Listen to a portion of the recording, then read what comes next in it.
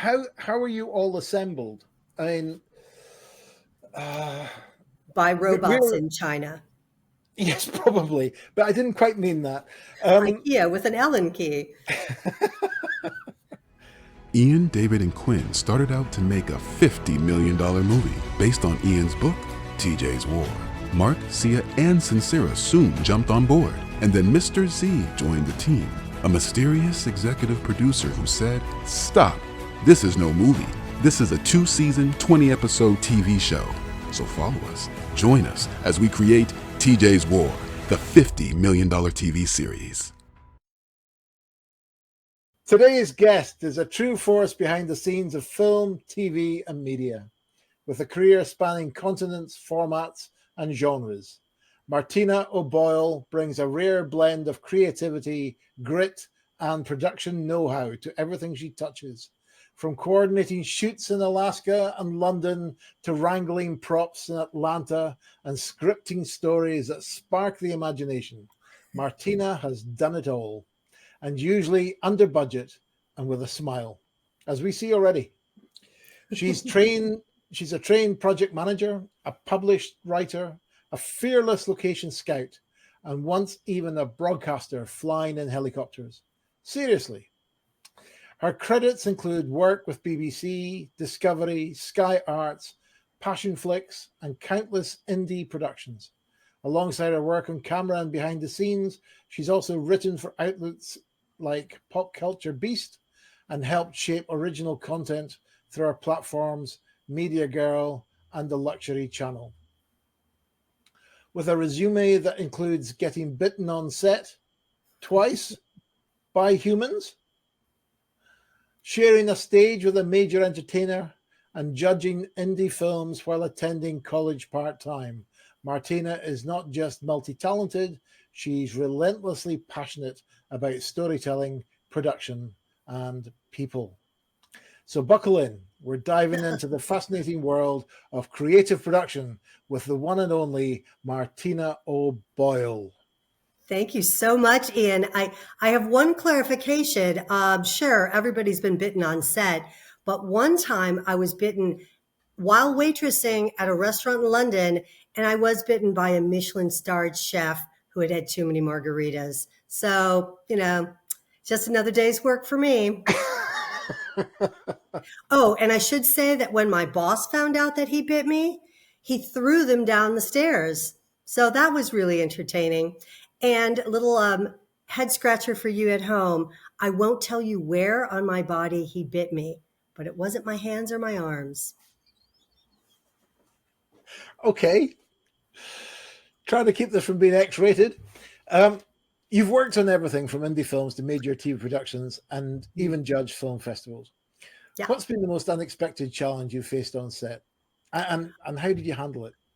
On set, I'm sure everybody can relate to this in their job, whether they're working on a set or working in an office, but screwing something up. And I screwed up a very small thing, but when you're dealing with cameras and props, a very small thing is a very large thing. I was working on a children's program called Dwight in Shining Armor. We had to tie a witch up, as one does, and the ropes were not breakaway ropes. They were meant to be breakaway. They were not. And I was sent to fix that problem, which is not a big deal if you're sent to do that on a Saturday afternoon when you're not worried about anything. But when you have 18 very tired, very grumpy people looking at you, and one of them is the person who's going to decide if all the other 17 get to go into golden time. So you're costing a ton of money. No one can do anything until you run like the wind, fix those ropes, come back and tie that woman up. Well, we've all been there, I suppose. Still trying to keep this from being X-rated. So, it was a children's show, a very nice children's show. So, I'm kind of stopped for words there, but well, the props game is a very interesting game because I got a great word of advice that, again, it might work in everybody's line of work, but I worked with a prop master who said to me, calm down, The faster you go, the more erratic you'll get. So it takes as long as it takes. Yeah. Now, know that you know what you're doing and know that you're working at a good pace. But after that, it takes as long as it takes because everybody will want to rush you. And it's the same with any department on set. If you're the woman who's just doing smoothing out the hair, someone's going to want to rush you. If you're the person fixing the lights, someone's going to want to rush you. But when you are Sure. handing, let's say, a birthday cake as a prop to an actor who then has to walk up a stair and then fall and collapse into it, you have to be very, very careful. And it takes as long as it takes to get it into the right position. Because if you're rushed, then you might slip and you only have 8 cakes.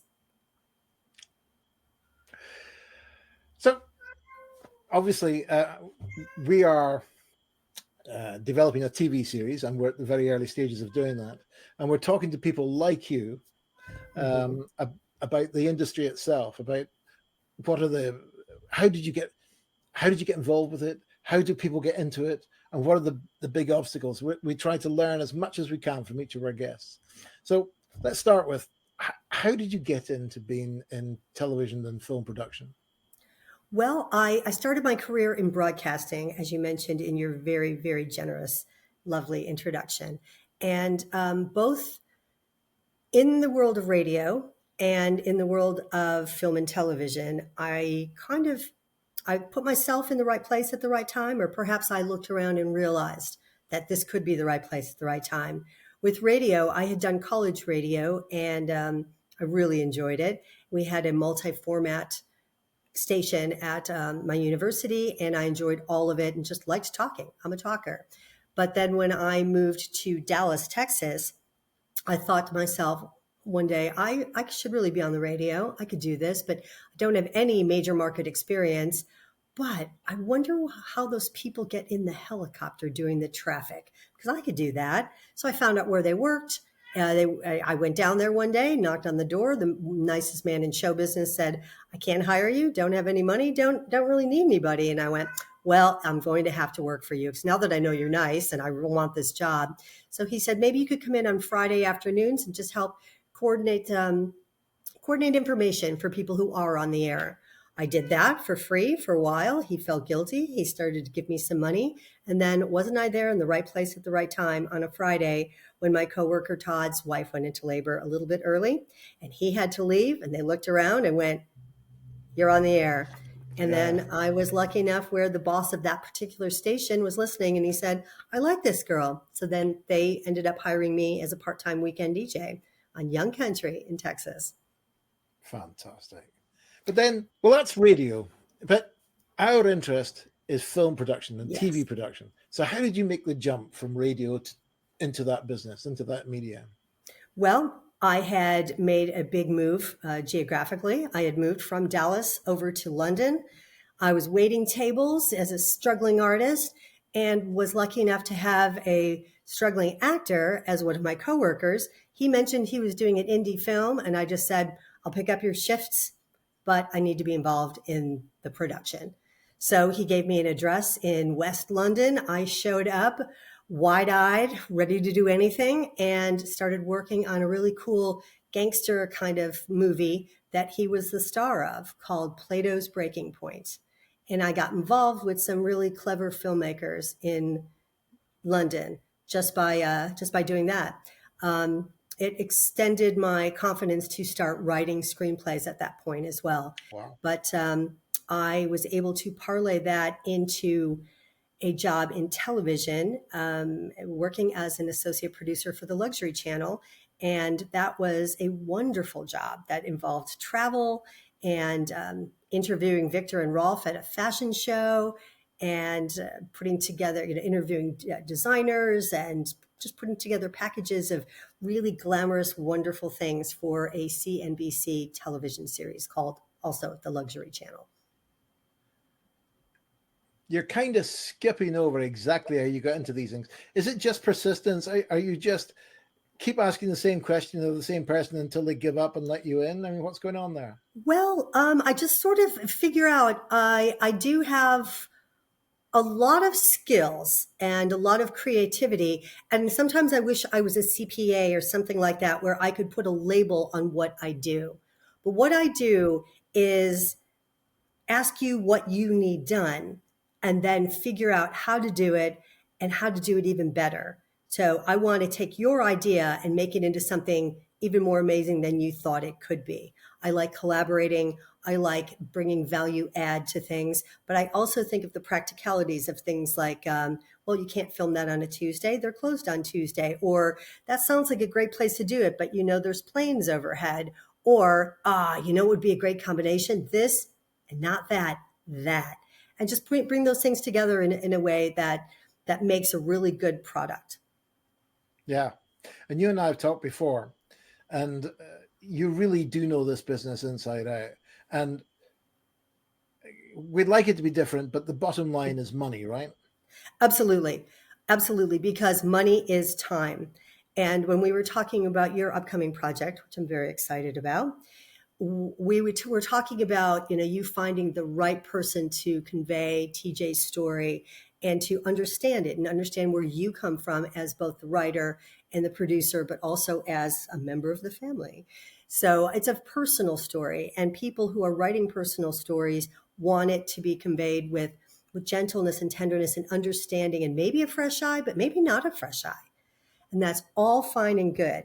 When it comes down to it, unfortunately, money. So when the money runs out, as it always does, no one ever ends with a surplus in the budget. But when it runs out, decisions have to be made. And they come down to days of shooting, locations, or stuff. And the people who are making the movie, not the director, but the heads of departments, they always want stuff. They want cranes. They want helicopters. They want drones. They want stuff. Even the costume department really has their eye on that $45 a yard fabric.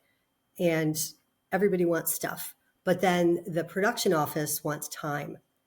And you might want locations. You might say, but the scene at the farm really has to be filmed in Scotland. It can't be just, done down the street. And we put a couple of bits of plaid in the background.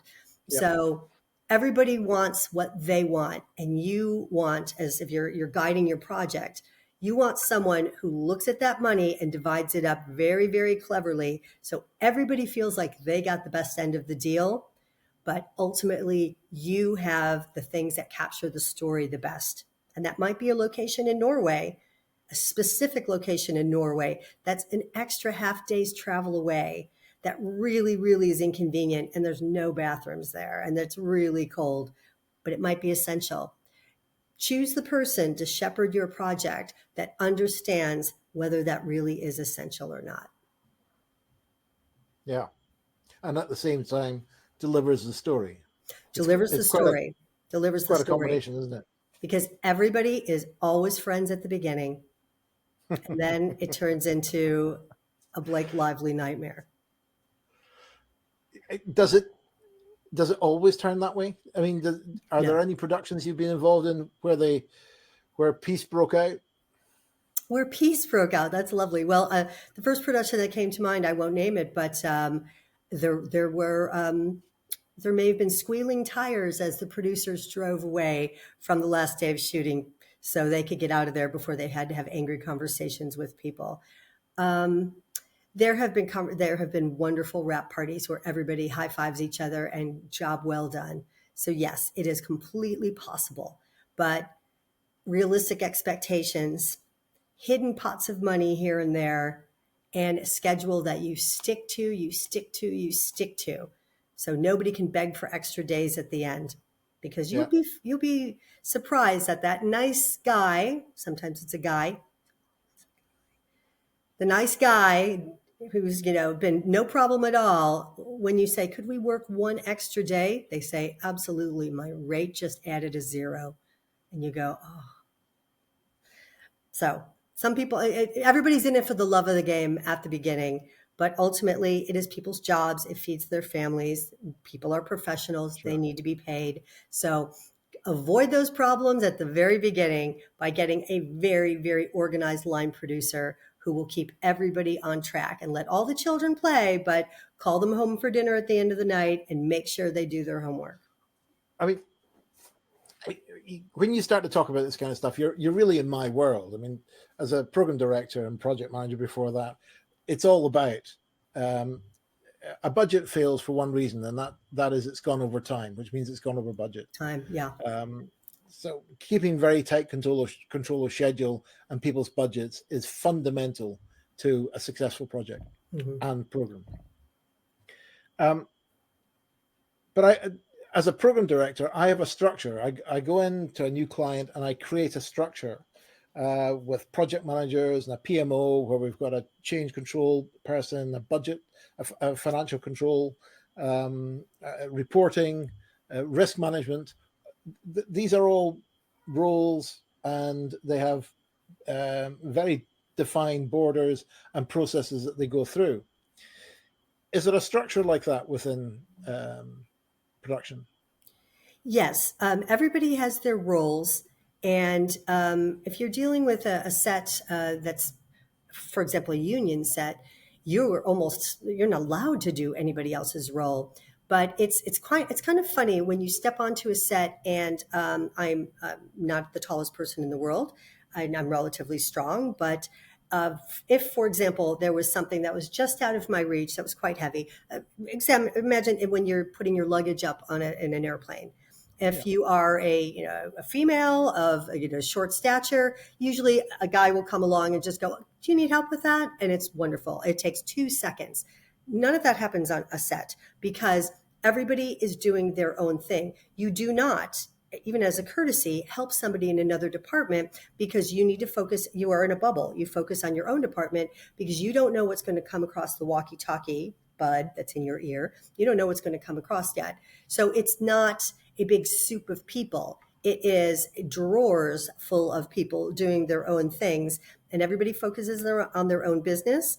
They get everything set on the set. Everybody has their last look, and then when it calls action, you are ready to go. And then when cut is called, everybody does their resets. It's a wonderful thing to watch, a really integrated, well-working oiled machine of a set. It's fantastic. Who's coordinating this? Once you are on set, the assistant director is coordinating everything. The first assistant director is one of the most important jobs that people who aren't in the business really haven't heard of as much. They run the set, and the director is behind the monitor watching things and talking to the actors, etc. The first assistant director is directing the activity on the set.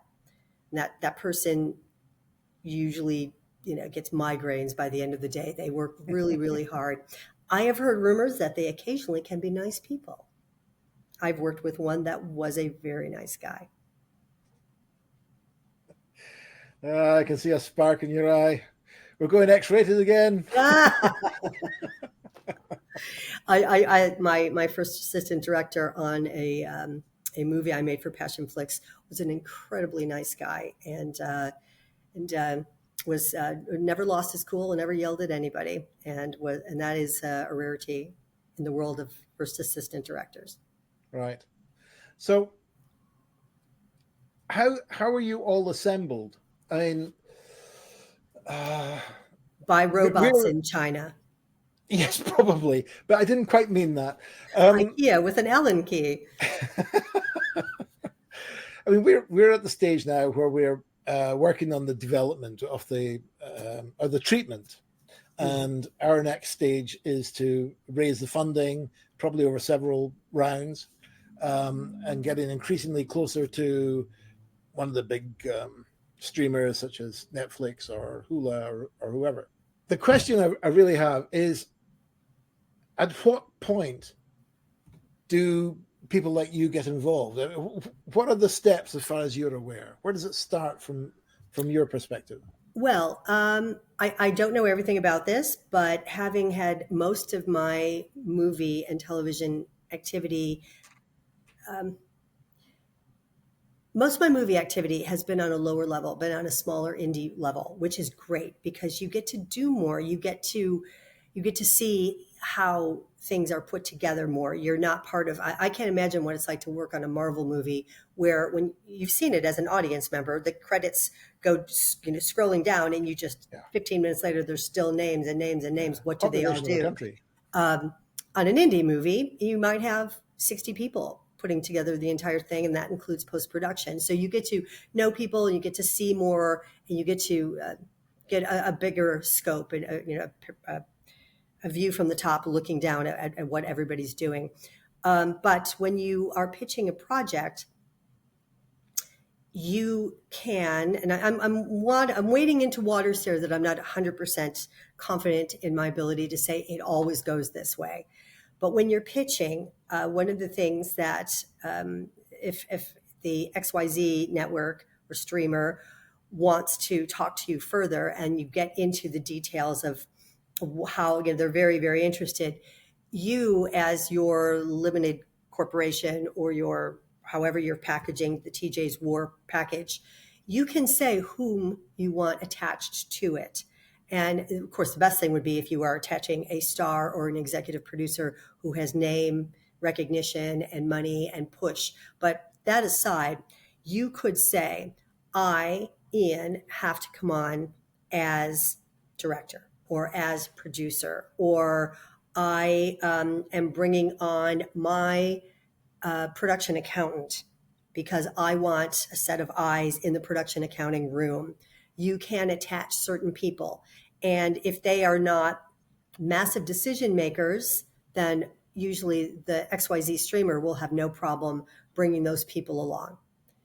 You might even say something like, while you're getting into the elevator and say, oh yeah, and my godson Jeffrey is going to work as a PA. They'll be like, of course, that's what godsons do. So you can attach people. I'm sure that's illegal in this country, but never mind. Hey, what you do with your godson is your own business.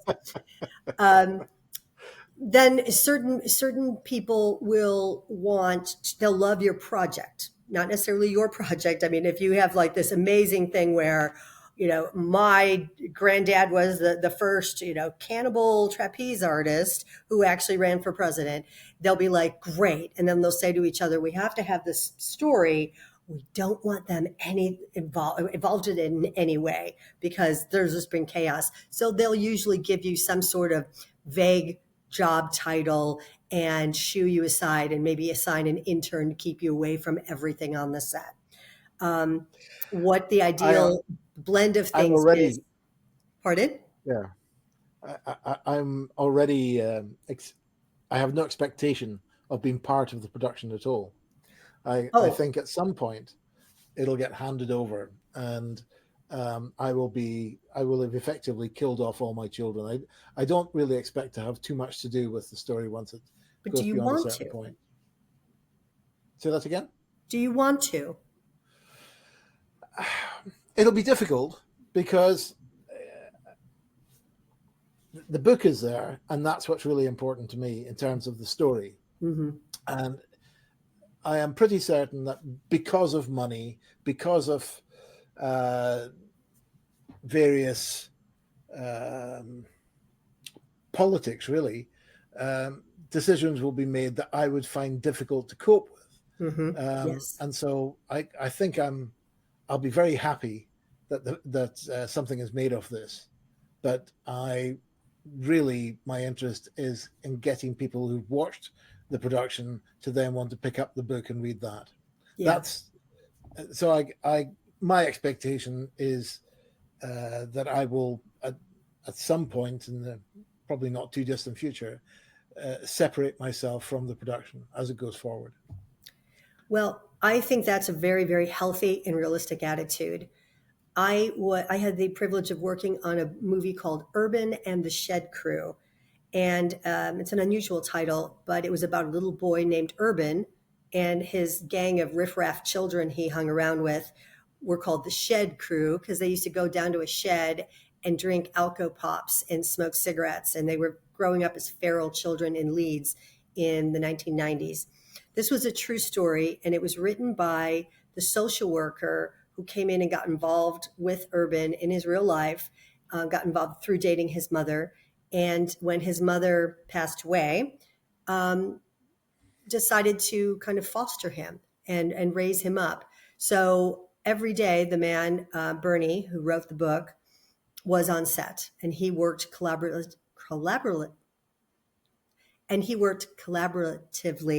with the director, Candy Brady, and she allowed his input, and she allowed him to fact check things and, scene check things.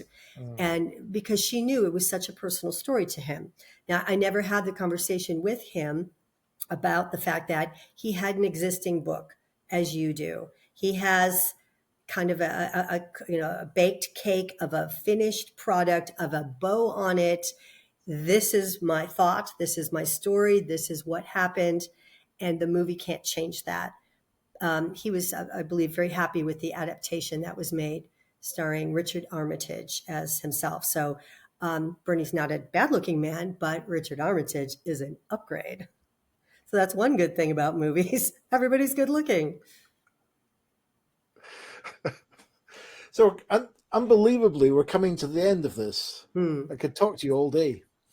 What are you doing now? Well, I've taken a little swerve. I think I was looking at my bingo card and seeing what space perhaps wasn't covered. So I'm working with a fantastic international company called Exhibition Hub. And they put on a lot of immersive art experiences throughout Europe and North America. And I'm happy to be joining them as an associate producer. I will be working, coordinating out on locations. So week after next, I head to Winston-Salem to produce or to prep the production of a show there that will open about 3 weeks after I get there. Might get another chance to tie up a witch. You never turn down a chance to tie up a witch. My grandmother told me that. And she'd know she was a witch. On that note, Martina O'Boyle, thank you so much for joining our podcast. It's been a real pleasure. And I think this won't be the last time that we'll be on one of these podcast shows. Yeah, together. I'm looking forward to seeing TJ's War become something we can all enjoy on a screen, whether large or small, somewhere. But let's make it happen. Let's make it happen. Thank you so much. Thanks. To find out more about the book, visit tjswar.com. And to buy it, click on the Amazon link below. So follow us, join us as we create TJ's War, the $50 million TV series.